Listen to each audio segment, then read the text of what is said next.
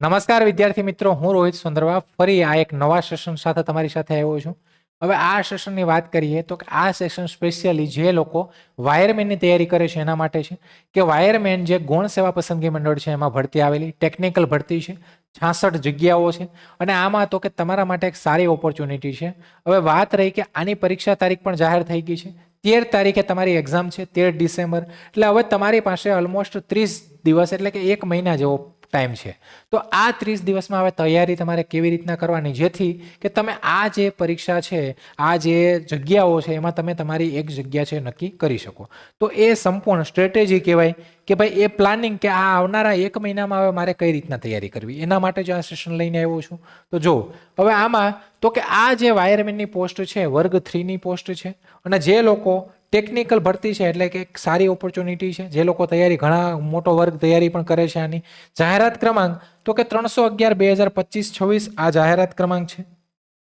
આગળ વાત કરીએ તો કે કુલ જગ્યાઓ ટોટલ કેટલી છે તો કે 66 જગ્યાઓ છે આમાં. એટલે એનો મતલબ સ્પર્ધા સખત છે, સ્પર્ધા તો રહેવાની જ છે.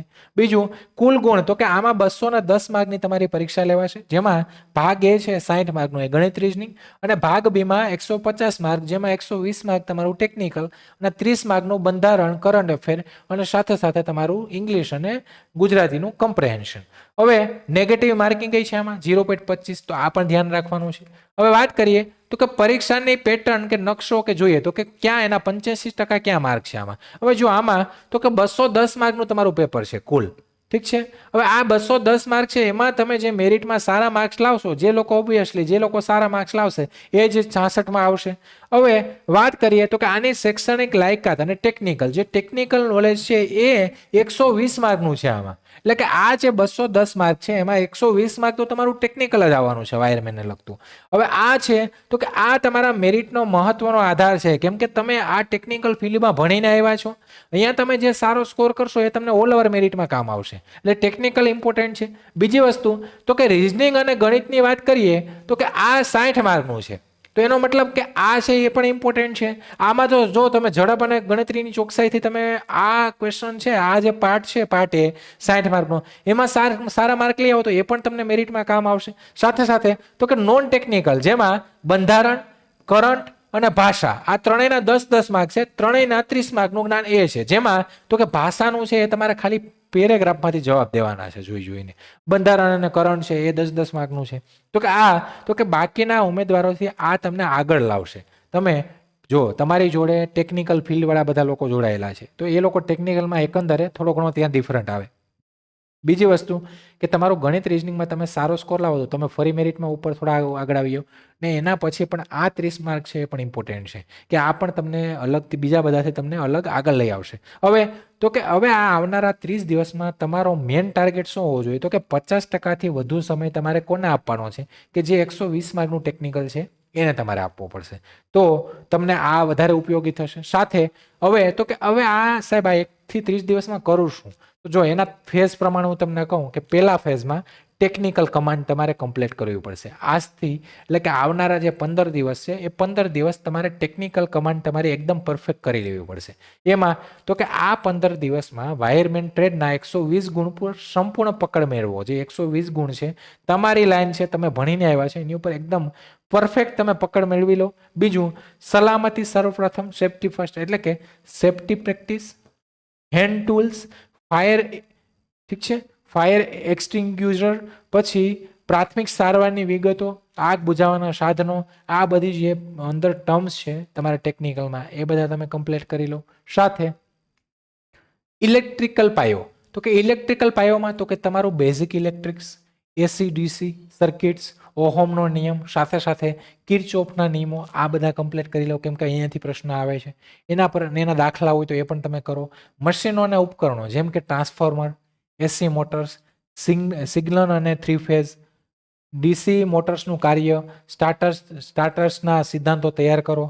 પ્રેક્ટિકલ જ્ઞાન તો કે વાયરિંગની પદ્ધતિઓ, એનું પણ તમને પ્રેક્ટિકલ જ્ઞાન હોવું જોઈએ. કેબલ્સના પ્રકાર, પછી અર્થિંગ, એની સાથે સાથે પ્રોટેક્શનના નિયમોને પણ આત્મસાત કરો. એટલે કે એનો મતલબ કે જે આ તમારું ટેકનિકલ છે જેમાં તો કે એક તો તમારું જે safety first, safety practice, hand tool છે, ફાયર એક્ઝિક્યુટર છે, આગ બુઝાવવાની પદ્ધતિ છે, જે સેફ્ટીને લગતા જે પણ આવે છે વાયરમેનમાં એ તમે કમ્પ્લીટ કરો. સાથે ઇલેક્ટ્રિકલ પાયો કે જેમાં તમે એસી ડીસી કરંટ છે, આ છે એ બધું ઓહમના નિયમ, કિર્ચોફના નિયમ એ કરી લો.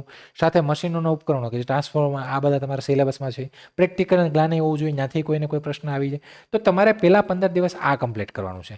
ફેઝ 2માં તો કે ફેઝ 2માં સ્પીડ અને એક્યુરેસી, કેમ કે એક્ઝામ છે એમાં તમારી સ્પીડ એક્યુરેસી હશે તો તમે મેક્સિમમ એટેન્ડ કરો, પણ તમારે એમાં મેક્સિમમ સાચા હોવા જોઈએ અને તમારે આખું પેપર તમે એકદમ ટાઈમ ટુ ટાઈમ કવર કરી લો એ પ્રમાણે તમારે સ્પીડ રાખવાની.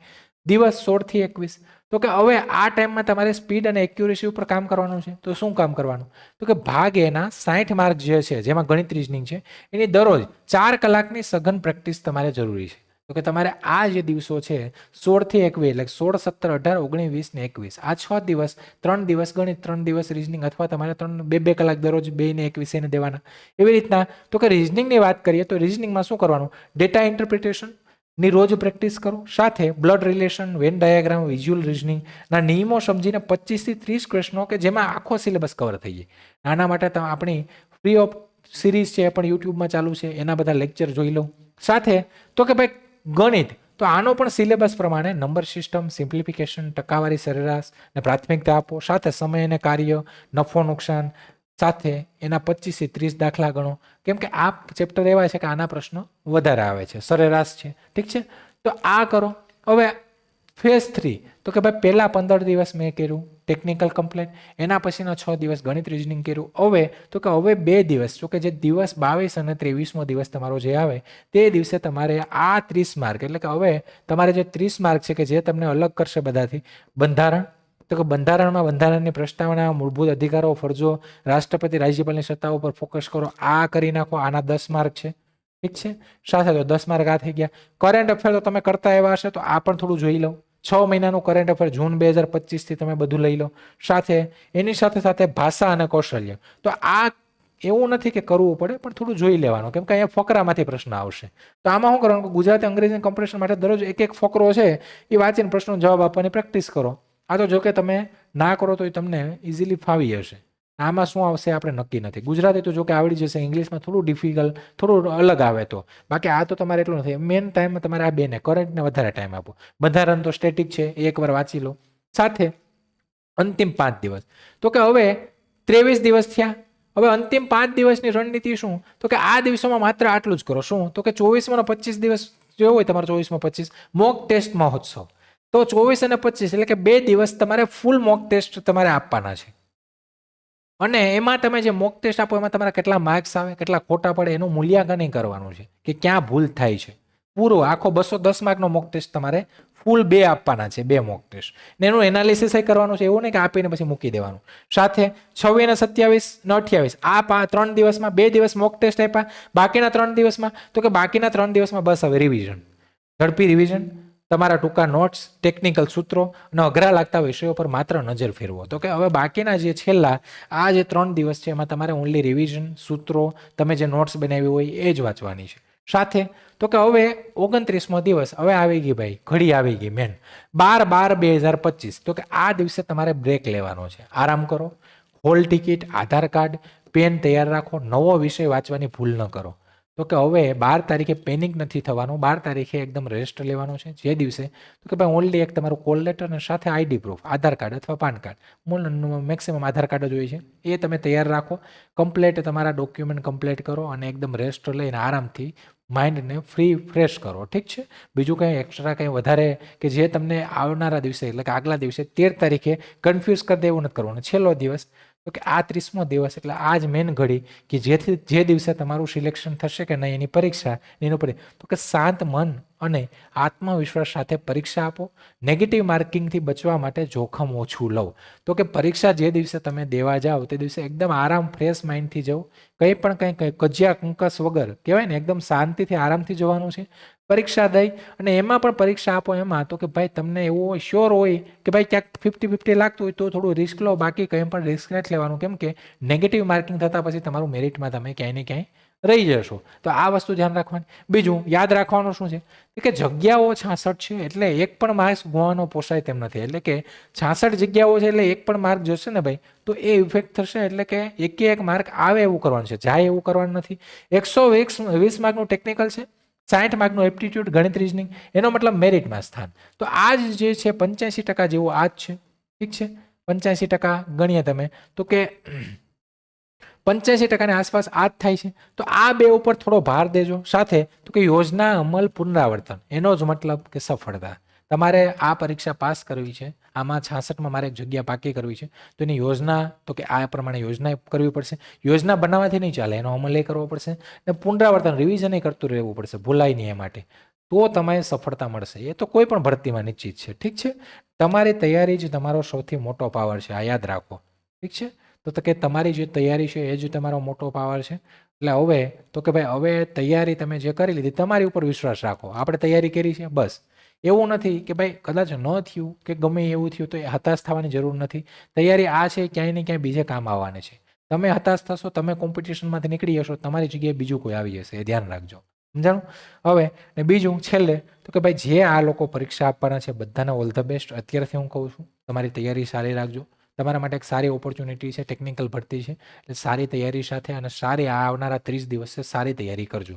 અને જે લોકોને કે ભાઈ તૈયારી કરવી છે, પ્રેક્ટિકલ તમારું ટેકનિકલ નોન ટેક તમારે સારી રીતે તૈયાર કરવો છે, તો આ જે બેન્ચ છે વાયરમેનની એમાં તો કે હવે અમે આની પ્રાઇસ છે આવનારા આ મહિના માટે તો કે હવે ડ્રોપ થઈ ગઈ છે પ્રાઇસ. તો કે તમે જો આમાં બુક તમને ફ્રી મળશે આ બેન્ચમાં.